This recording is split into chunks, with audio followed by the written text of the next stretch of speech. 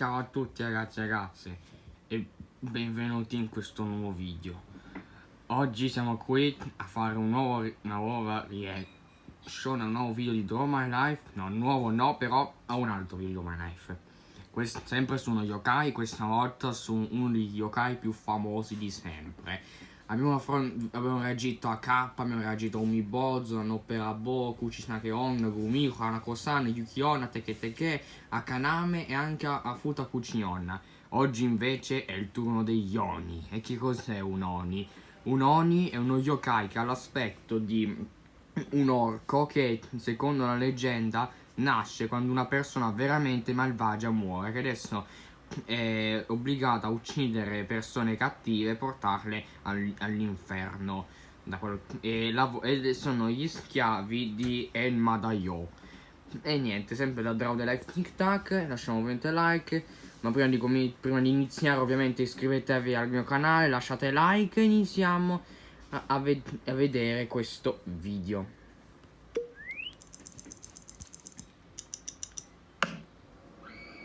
Hey there, TikTokers. Few things in life are scarier than ghost stories, which are shared from generation to generation. And this is something that Japan is especially known for thanks to its rich oral tradition. And so today we want to share with you the story of the Oni, creatures from Japanese folklore equivalent to demons and ogres in the West. The Oni are evil and disgusting. Tra l'altro dovete sapere che Oni in giapponese significa letteralmente orco. Beasts who have the goal of dragging the spirits of the deceased into hell. It is said that the word Oni derives from the Japanese word on, which means to hide. This is because it was believed that these creatures could become invisible and would cause different disasters and plagues in that state. Non lo sapevo. Moreover, they could also transform into different forms to trick people and devour them later on. Non lo sapevo. Their natural habitat are the mountains. According to Buddhist priests, there are two kinds of Oni.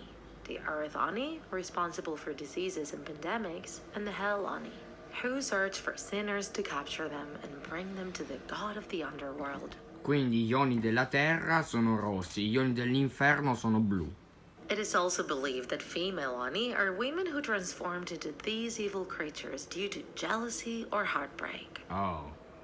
Surely many of you have seen depictions of Oni before, and if you have, you'll know that they can be truly terrifying. They're usually depicted A me gli Oni non fanno tanta paura. as very strong and enormous creatures where their sharp fangs and long horns coming out of their heads really stand out. Some Oni can have two horns, while others only have one. Their hair can also vary. Some Oni can be bald, while others have very messy hair. And when they transform into humans, their skin always has a very flashy color such as blue or red. They also tend to have an extra eye or finger. Davvero? They usually wear tiger pelts as clothing, which make them look even more fearsome. And be careful, TikTokers, because they usually carry with them huge and thick metal rods with spikes, which they can use to crush anything in their path. This weapon is known as a canabro. Scommetto che uccidono le loro vittime in questo modo. Comunque gli Oni sono molto fighi. And if their outside appearance is fearsome, you can't imagine how they are on the inside. The Oni were evil people in life who turn into even more evil beings after death. Questo l'ho detto io prima. The underworld, they take it out. No. Dedicate themselves to torturing souls, causing them as much pain as possible. Già. This figure is so feared that many Japanese villages celebrate annual ceremonies to fend them off. These ceremonies are usually carried out in the spring during the Setsubun festival. Ma esiste veramente? The neighbors throw soy out of their houses while yelling Oni wa sotto fuku wa uchi. Ma fanno veramente così? Vabbè, Oni wa soto, fuku wa uchi. Which basically means the Oni outside, the blessings inside. It is also believed that the statues of monkeys or holy trees can also protect people from those creatures. These evil beings are so integrated into Japanese culture that we can see them in different kinds of games, such as hide and seek. In Japan, they call this game Kakure Oni, which means hidden Oni. Moreover, the Oni are also present in many quotes and proverbs. Since the Oni have been so feared throughout Japanese history, the Japanese have also used them to repel bad luck, and some even believe they actually bring good luck. In Japanese culture, it is also pretty common to use masks which are worn during festivals, in theaters, and during particular rituals. Sì. These masks started being used around the year 300 BCE, representing different creatures, animals, and demons, including the Oni.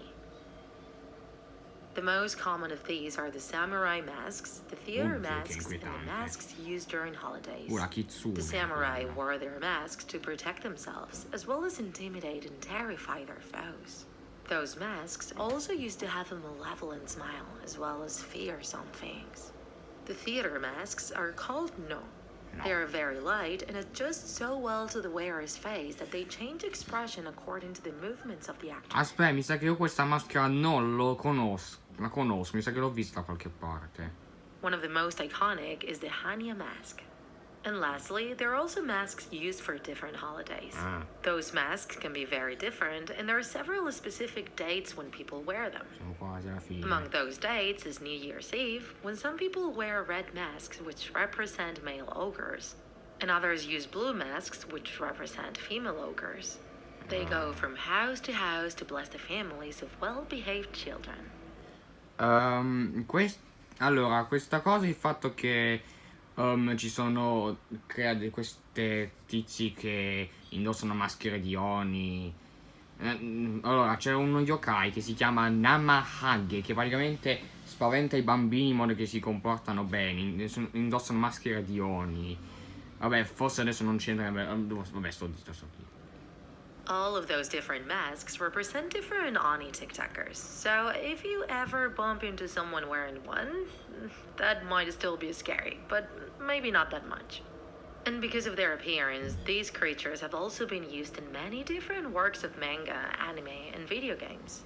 Sì, avete presente Koros, Nerorco e Blutos o di YōKai Watch? Ecco, quelli sono degli Oni. So what do you say? What would you do if you were walking down the street and bump into someone with an Oni face? Boh.